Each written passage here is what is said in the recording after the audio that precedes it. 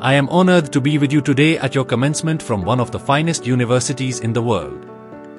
Truth be told, I never graduated from college. This is the closest I've ever gotten to a college graduation. Today, I want to tell you 3 stories from my life. That's it. No big deal. Just 3 stories. First story, connecting the dots. I dropped out of Reed College after 6 months, but then stayed around as a drop-in for another 18 months before I really quit. So why did I drop out? It started before I was born.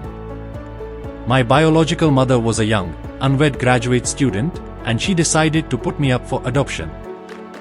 She wanted me to go to college, so my parents promised they would send me someday.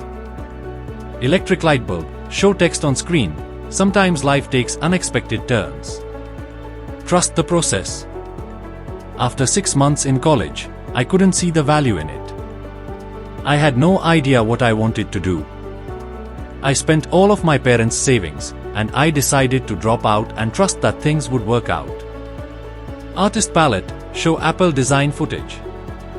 One of the best decisions I ever made was taking a calligraphy class. It seemed useless at the time. But years later, when we were designing the first Macintosh computer, that knowledge came back. We designed beautiful typography that became a hallmark of Mac. Key lesson: you can't connect the dots looking forward. You can only connect them looking backward. So trust that the dots will connect in your future. Second story, love and loss. I was lucky. I found what I loved early in life. Woz and I started Apple in my parents' garage when I was 20. In 10 years, we built Apple into a $2 billion company with over 4,000 employees. Chart with downward trend, show Apple's growth and jobs getting fired. And then, I got fired.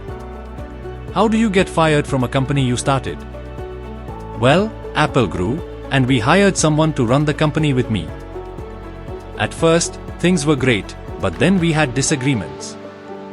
Eventually, the board sided with him, and I was out. It was devastating. Movie camera, show jobs working at Pixar and Next. But something slowly dawned on me: I still loved what I did. I decided to start over. I started Next and Pixar went on to create the first ever computer animated movie, Toy Story. Then, Apple bought Next, and I returned to Apple. The technology we built at Next is at the heart of today's Apple. Electric light bulb lesson: sometimes, life hits you in the head with a brick. Don't lose faith. Love what you do.